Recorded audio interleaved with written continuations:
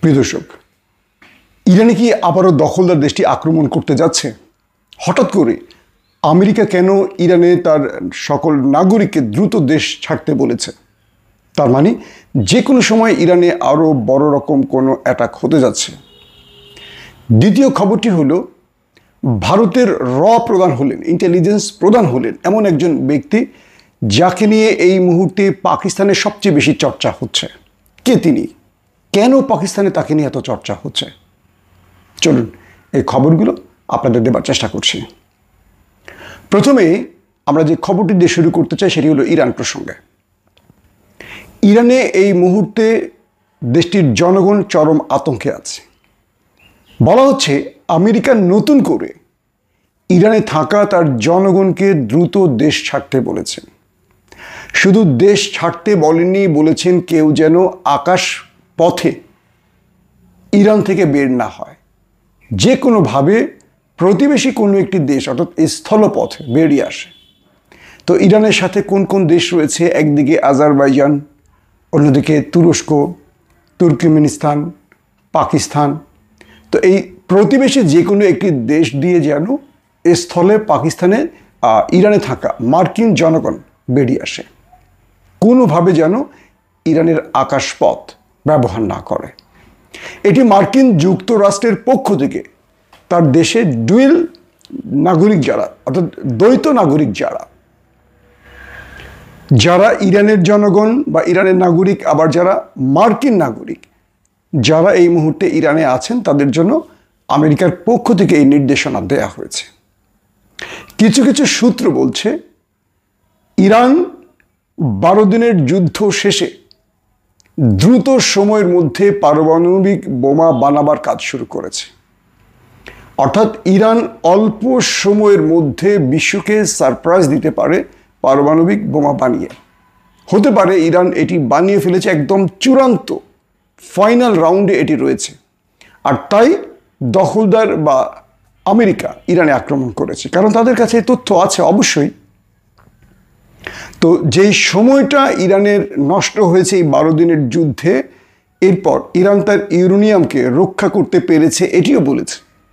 তো এখন বিভিন্ন সংস্থা বলছে, গণমাধ্যম বলছে, ইন্টেলিজেন্স অর্থাৎ গোয়েন্দা সংস্থাগুলোর যে বরাত দিয়ে সংবাদগুলো প্রকাশ হচ্ছে, সেখানে বলা হচ্ছে ইরান দ্রুত সময়ের মধ্যে তার পারমাণবিক বোমা বানাবার কাজ চালিয়ে যাচ্ছে। এবং এই সংস্থার যিনি প্রধান, আয়াতুল্লাহ আলী খামেনির উপদেষ্টা, প্রথমে যাকে বলা হয়েছিল তাকে দখলদাররা হত্যা করেছে, পরবর্তী দেখা গেছে তিনি আহত ছিলেন এবং জীবিত আছেন। তার মানে এই প্রকল্পের কাজ এখন চলছে। ইরানের গণমাধ্যমগুলো বলছে তারা শান্তিপূর্ণ পারমাণবিক কর্মসূচি চালিয়ে যাচ্ছেন। আর মধ্যপ্রাচ্য বিষয়ের গণমাধ্যমগুলো বলছে ইরান খুব অল্প দিনের মধ্যে বিশ্বকে সারপ্রাইজ দেবে, হয়তো পারমাণবিক শক্তিধর হয়ে। পাশাপাশি চীন, রাশিয়া ইরানকে এই ক্ষেত্রে ব্যাপক সহযোগিতা করছে এমনটিও বলা হচ্ছে। এখন প্রশ্ন হলো, ইরানের এই তথ্যগুলো নিঃসন্দেহে দখলদার দেশটির কাছে কিংবা সিআইএর হাত ধরে আমেরিকার কাছে পৌঁছে গেছে। আর যেহেতু আমেরিকা বা ইসরায়েল ইরানে যে অ্যাটাক করেছে এটি সফল অ্যাটাক হয়নি, তারা ব্যর্থ হয়েছে, তো তাদের এই বিশাল মাত্রায় আক্রমণে, বিশাল খরচ, এত দখলদার দেশটির মধ্যে যেই রকম কি বলবো ক্ষয়ক্ষতি হয়েছে, সব কিছু মিলে তারা যদি শেষ পর্যন্ত ইরানকে আটকে রাখতে না পারলো, তাহলে তাদের পুরো এই কি বলবো যে তাদের এই যে যুদ্ধ, এত ক্ষয়ক্ষতি সব ব্যর্থতায় পর্যবসিত হবে, পুরোটাই লস হয়ে যাবে। তাই বলা হচ্ছে যে কোনো সময় দখলদাররা ইরানে বড় রকম স্ট্রাইক চালাতে পারে। ইতিমধ্যে ইরানের রাষ্ট্র কর্তৃপক্ষ থেকে দাবি করা হয়েছে প্রতিবেশী রাষ্ট্রের ভেতর থেকে ছোট মাত্রায়, একদম খুব ক্ষুদ্র মাত্রার গোয়েন্দা ড্রোন ইরানে প্রবেশ করেছে। এগুলো অনেকটা মাছি বা মশা টাইপের আকৃতির। তো এগুলো ইরানের খুব সেন্সিটিভ অঞ্চলগুলোতে ঘুরেছে এবং এখান থেকে অনেক তথ্য উপাত্ত দখলদার দেশটিকে সাপ্লাই করেছে। তো ইরান যে অভিযোগটি করলো প্রতিবেশী রাষ্ট্র থেকে বা তাদের আকাশ ব্যবহার করে শত্রুদের ড্রোন বা বিভিন্ন কি বলবো আকাশযান ইরানের ভেতরে আক্রমণও করেছে এবং তারা গোয়েন্দা নজরদারি চালাচ্ছে, এই দেশটিকে উল্লেখ করার মানে যে দেশটিকে সন্দেহ করছে সেই দেশটি হলো আজারবাইজান। আপনারা জানেন যে আজারবাইজানের সাথে ইসরায়েলের রিলেশন খুবই ভালো। তো সব কিছু মিলে ইরানের ভেতরে আবারও বড় রকম আক্রমণ চালাতে পারে এটা নিশ্চিত।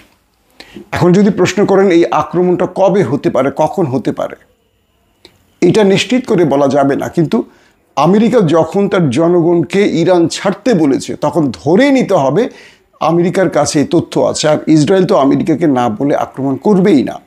এর আগেও আমরা যখন দেখলাম যে আমেরিকা ইরান থেকে তার জনগণকে বের হয়ে যেতে বলেছে, তখনই আমরা দেখলাম দখলদাররা ইরানে আক্রমণ করেছে।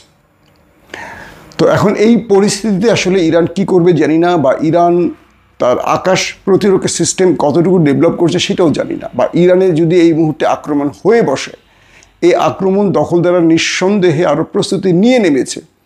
12 দিনের যুদ্ধে তারা যে পরাজিত হয়েছে, তারা যে লজ্জা পেয়েছে, এই লজ্জা থেকে বাঁচার জন্য এবার তারা নিঃসন্দেহে আরও গুছিয়ে আসবে। ইরানের দুর্বল জায়গাগুলো তারা চিহ্নিত করে ফেলেছে এবং মোসাদের তাদের যে বেজগুলো আছে, মোসাদের ইরানের ভেতরে যে এজেন্সিগুলো আছে বা এজেন্টরা রয়েছে তাদেরকে আরও বেশি অ্যাক্টিভ করেছে।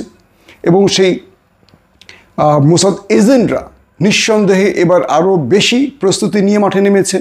কারণ ইরান এখনও জানে না কারা মোসাদ এজেন্ট, যারা ধরা পড়েছে এরা খুব বড় মাত্রা মানে বড় মাপের নাকি এরা ছোট মাঠ লেভেলের। এমনও তো হতে পারে একদম রাষ্ট্রের সর্বোচ্চ পজিশনের অনেক গুরুত্বপূর্ণ ব্যক্তিরা মোসাদ এজেন্ট হিসেবে কাজ করছে, যাদেরকে এখনও ইরান চিহ্নিত করতে পারেনি।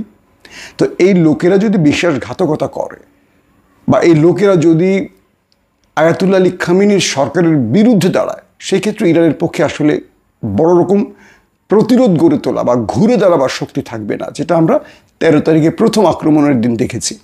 তো এক্ষেত্রে ইরানও তার সর্বোচ্চ চেষ্টা করে যাচ্ছে এবং ইরানের ভেতরে এই মুহূর্তে যা হচ্ছে অর্থাৎ পুরো সরাসরি অভিযান চলছে।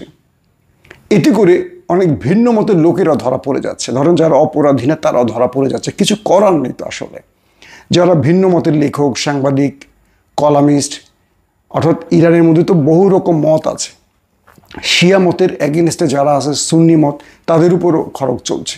তো সব কিছু মিলে বোঝা যাচ্ছে যে ইরানের ভেতরে এই মুহূর্তে একটা টালমাটাল অবস্থা আছে। ইরান যত তারা বলুক আমরা ঐক্যবদ্ধ, কিন্তু ভেতরে যে গ্রুপটি দখলদারদের বা আমেরিকার হয়ে কাজ করছে তাদের তো আসলে ঐক্যের ব্যাপার না। তাদের কাছে এখন ইরান ধ্বংস হওয়া বা ব্যক্তিগত লাভটাই গুরুত্বপূর্ণ। তো ইরানও এই মুহূর্তে সজাগ আছে এবং ইরান প্রস্তুতি নিচ্ছে, কারণ তারা জানে তাদের উপর যে কোনো সময় শত্রু আবার আক্রমণ করবে, তাই তাদের প্রস্তুতি অব্যাহত আছে। দ্বিতীয় যে খবরটি সেটি হলো ভারতের ইন্টেলিজেন্স প্রধান, গোয়েন্দা প্রধান রয়ের নতুন একজন দায়িত্ব পেয়েছেন। বলা হচ্ছে রবি সিনহা।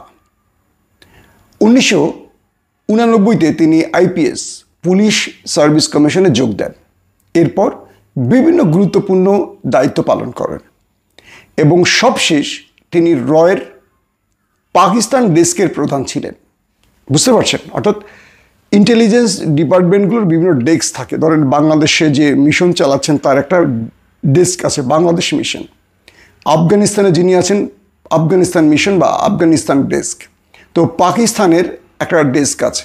তো বাংলাদেশে যিনি পুরো বাংলাদেশ নিয়ে রয়ের অ্যাক্টিভিজম বা রয়ের যত রকম কাজকর্ম আছে যিনি করেন, তিনি হলেন বাংলাদেশ ডেস্কের প্রধান। তিনি পুরো বাংলাদেশে রকে মেনটেন করেন, নির্দেশনা দেন, কাজ ভাগ করে দেন, আপডেট নেন, কি করতে হবে না করতে হবে এভরিথিং তিনি করেন। তিনি তার বসকে আপডেট জানান। তো যেই রবি সিনহা, যিনি এতদিন ধরে মানে তিনি রিটায়ার করার পর পুলিশের চাকরি থেকে রিটায়ার্ডের পর তিনি রয়ের দায়িত্ব পেয়েছিলেন, পাকিস্তান ডেস্কের প্রধান ছিলেন এবং তিনি এই দায়িত্বে আসার পর পাকিস্তানে একটার পর একটা সফল অপারেশন করেছে ভারত।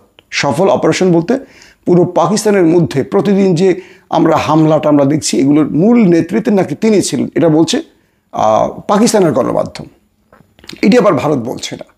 তো রবি সিনহা এই ব্যক্তি কাশ্মীরে দায়িত্ব পালন করেছেন, খুবই স্পর্শকাতর জায়গাগুলোতে তার দায়িত্ব ছিল। কিন্তু সাম্প্রতিক অর্থাৎ আজকে যিনি অবসরে গেছেন তাকে কোনো প্রকার এক্সটেনশন দেয়নি ভারত।